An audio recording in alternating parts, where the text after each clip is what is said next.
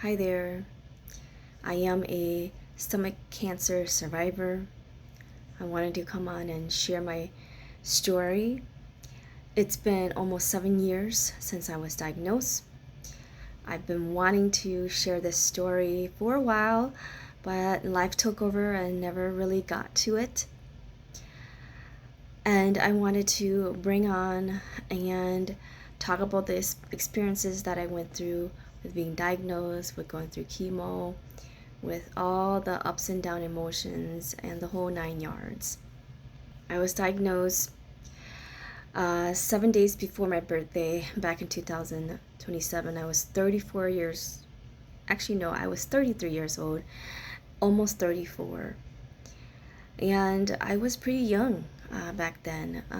From many doctors that I've been through that took care of me during my cancer journey, many of them said that I was too young to be diagnosed.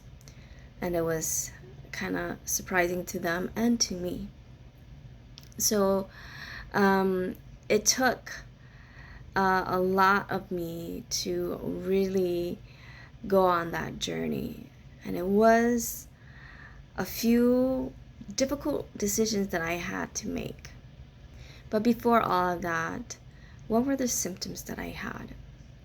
The symptoms I had was because I was postpartum, and I was about 3.5 postpartum, and I was thinking that I was feeling the symptoms of being pregnant, or the after effects of pregnancy, because I was constantly hungry. I was always hungry during the day and also in the middle of the night. I wanted to eat. I think I was already experiencing like edema, but I didn't realize it too, because I had the pregnancy weight and also the hormones and stuff like that. So 3 months postpartum is like, not much difference yet. But then I also experienced feeling nauseous and vomiting a lot every time I felt like I was hungry. And if I didn't eat that instant, I was already feeling instant pain that was very painful and intense. And it felt like it was stabbing me right in the center of my chest. Well, actually, not center of my chest, but right below my rib cage. And I felt like I needed to eat right away. If I didn't, the pain persisted. And so those were some of the symptoms. And one of the more concerning symptom was when I started feeling like there was like a football size lump inside my stomach. And no matter what I did, whether I was stretching, bending, walking, whatever it is, I felt it. I thought it was just something there that may go away, but the more I felt it for the weeks leading up to when I was diagnosed, it didn't go away at all. The other symptom that I was also experiencing too was passing very, very like bad gas. It wasn't painful, but it smelled very deathly. I don't know how would you explain that, but very rotten smell. So it was a different smell of gas, like the regular gas that you would have.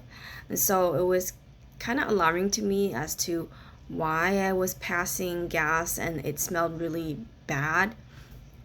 And so I put all of those together. I did my Google search, and it said something about stomach cancer, but it also said about other things too. And I was going, should I be worried? Should I not be worried?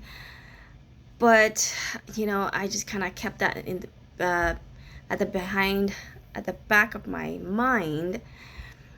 And I continued to go to work and to do what I need to do in life, take care of family, kids. And the more I didn't do what I needed to do by taking care of my health, the pain of hunger, the pain of not being, of not eating on time, or not feeding myself consistently, that pain was becoming more and more excruciating to the point that I just couldn't handle it anymore. And I was worried because that lump felt like a huge football size. Even though, football size is really huge, but that's what it felt like me uh, inside my stomach. So those were some of the bigger symptoms that triggered me to becoming more concerned and to head to the hospital. I got to the hospital and they did blood work. They did some x-rays, but they were able to bring back the blood work quicker than the x-rays. And with the blood work, they tested all the culture stuff and they said that it came back normal. And they said that there was another blood test that they needed to do in order to rule out everything. And so after they said that, and then waiting for a few more minutes, the doctor came back in telling me that there's something within my x-rays that looked abnormal, but they're not 100% sure yet that they need the blood work to come back. So after the final other blood testing went through and came back, the doctor came in and sat with me and my husband and said that that blood work came back abnormal, and that it tells them that there is a mass growing inside of me. And my x-ray does look abnormal too, but they're not 100% sure because they have to have another radiologist and the oncologist to look at it and just to confirm if it is a mass and if it's truly that. So I was concerned. My husband was concerned. We were fearful, at the same time shocked. And I didn't know what to think. I was just looking at him and I just started crying. And he just looked at me in disbelief, going, "No, that can't be true." And I was saying to him, honey, no matter what they say, no matter how they're going to diagnose me with whatever type of cancer it may be, because we're not totally sure if it is a mass or it is something else. So I'm going to tell you that I'm going to live.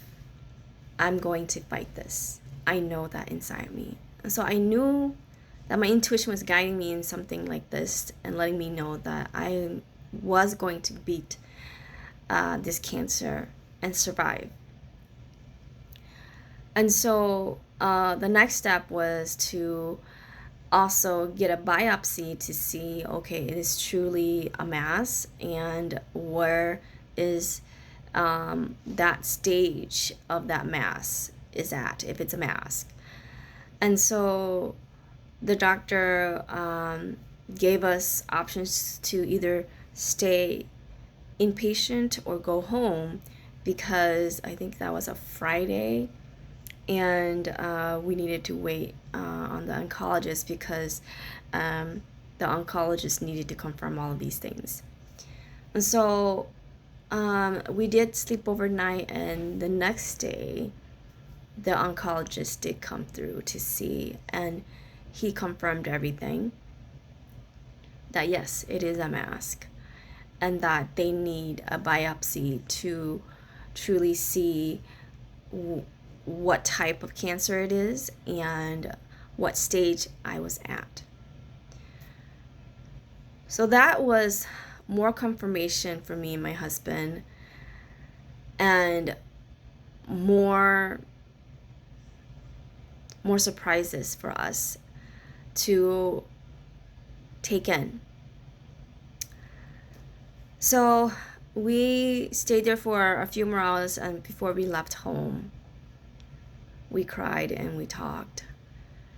And we wanted to see what was next. So pretty much everything was in the hands of the oncologist to see what was next.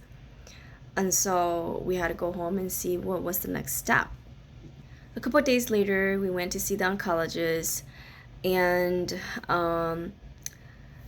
at the hospital, I did get that biopsy done. So we were at the oncologist. The oncologist was able to let us know that what were our options, and let us know that I was in stage 3. They don't know if the cancer that I had, if it has metastasized yet, but they know it's stage 3, and I have stomach cancer.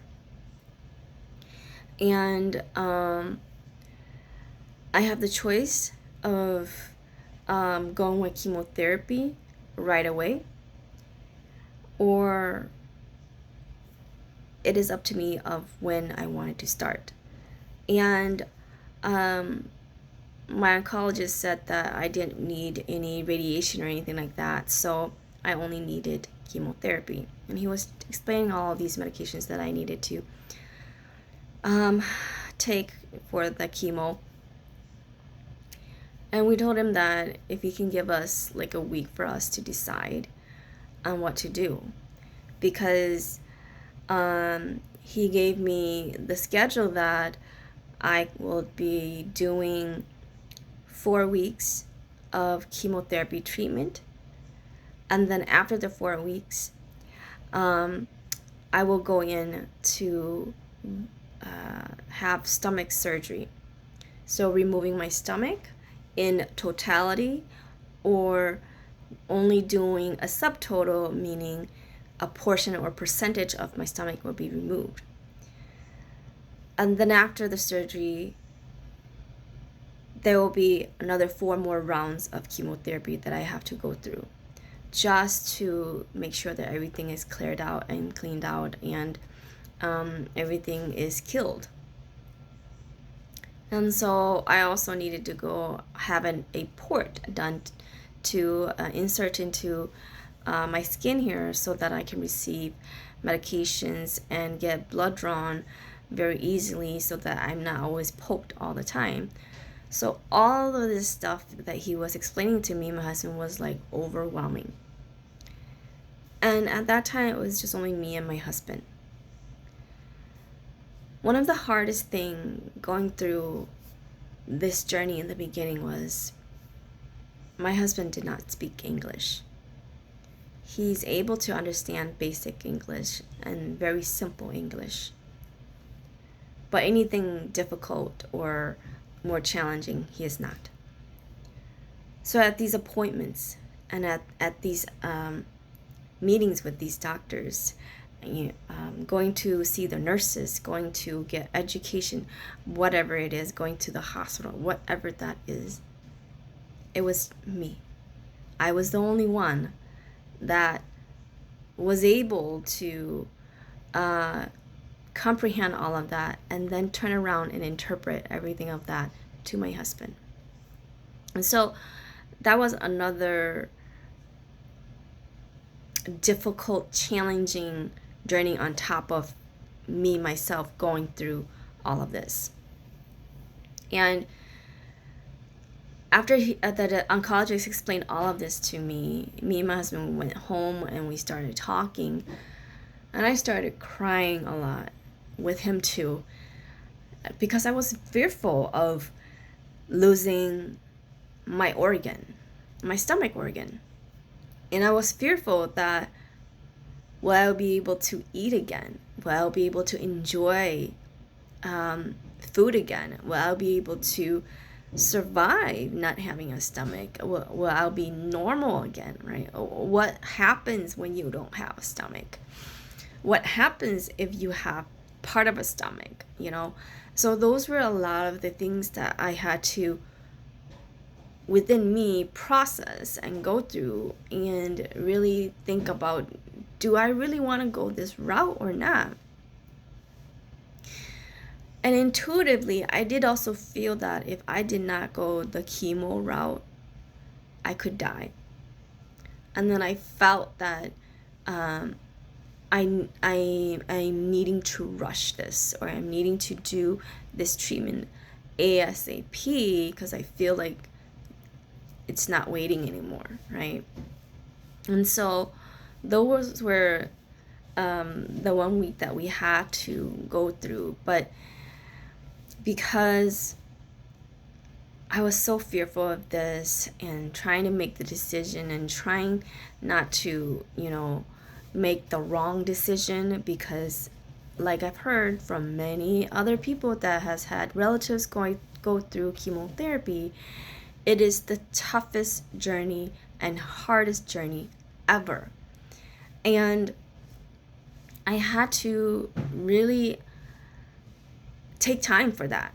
And so I asked the doctor if I can do that, if I can actually take 2 weeks and not just a week to decide on this, so that, making sure that I'm not making the wrong move.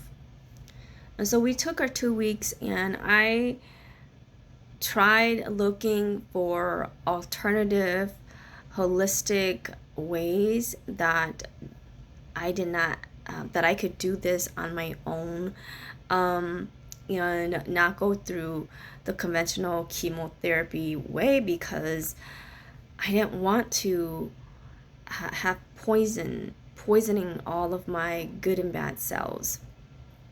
And I didn't want to go through the hardship. But with me in that mindset, in that emotional brain fog, I could not think. I could not even help myself with anything, and I could not find anything that could help me. So I had to opt in and go in for the chemotherapy, because I felt that I needed to do that sooner than later, because this was life and death for me now. That's what I was feeling inside. So those are some of my choices that I did in the beginning, when I was faced with this. So after those 2 weeks, we scheduled to go get my port inserted. That was a tiny, not tiny, but a short surgery, where they had to open my little pocket here in my skin just above my breast, so that they can put the port in here, and it goes and stays in there for as long as you need it, until you no longer need it, then you'll have it taken out.